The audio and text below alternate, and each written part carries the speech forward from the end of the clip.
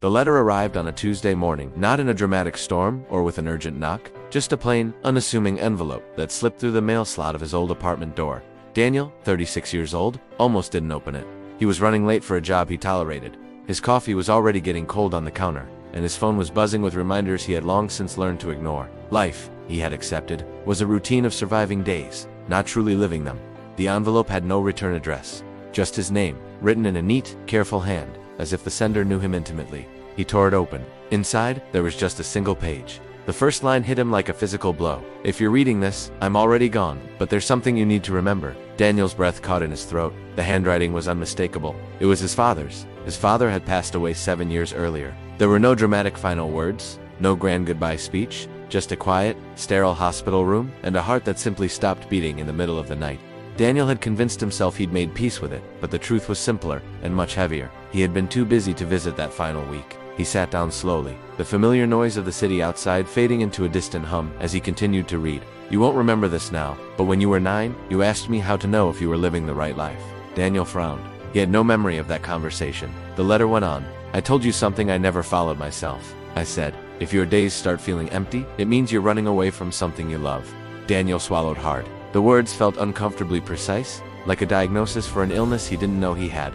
His father's script continued. "I spent most of my life choosing what was safe instead of what was true. I don't regret the responsibility. I regret the silence." The letter paused there, a space on the page that felt like a breath taken decades ago, a breath Daniel was only just now hearing. Daniel had once wanted to be a writer. Not a famous one, not a rich one, just an honest one. He vividly remembered the notebooks stacked high in his childhood bedroom, filled with stories he never dared to show anyone. He remembered the way his father used to glance at the pages, a look of curiosity in his eyes, but never intrusion. Then, life happened. Bills mounted.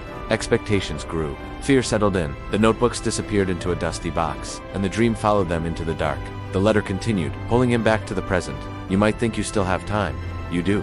But time isn't generous, it only waits once." Just then, his phone buzzed again. A meeting reminder, an urgent ping, from a world that suddenly felt very far away. For the first time in years, he ignored it completely. He read the final lines, the ink darker, the letters slower, as if pressed with the full weight of a lifetime's regret. "If you're living a life that feels smaller than your thoughts, don't wait for permission. No one gave me mine. I loved you more than I ever said. Don't make the same mistake." The letter ended there. No signature. It didn't need one.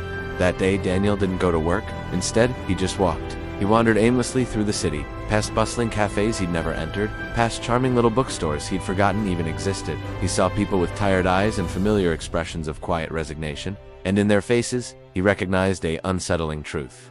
Everyone was waiting for something, a sign, a lucky break, a future moment where courage would magically appear and rescue them. He wondered how many letters like his would arrive too late for them. How many quiet regrets were being carried in the pockets and hearts of the people he passed. That night, back in his apartment, Daniel found himself kneeling in front of an old closet. He pulled out a dusty, forgotten box. Inside, just as he remembered, were his notebooks, yellowed with age, the covers slightly warped, untouched for more than a decade. He opened one. The handwriting was younger. Messi Abate was alive. The very first sentence read, "I don't know where the story is going, but I'm going to follow it." And as he read those words from his younger self, Daniel smiled. A real, genuine smile, for the first time in years. The change wasn't instantaneous. Weeks passed, then months. Daniel didn't quit his job in a blaze of glory. He didn't run away to a remote cabin to write a masterpiece. He just started writing again. Every morning before work, every night after dinner, he filled the quiet margins of his life with words. Some days were terrible. The sentences felt clumsy, and the ideas went nowhere. But other days felt like taking a deep, clean breath for the very first time.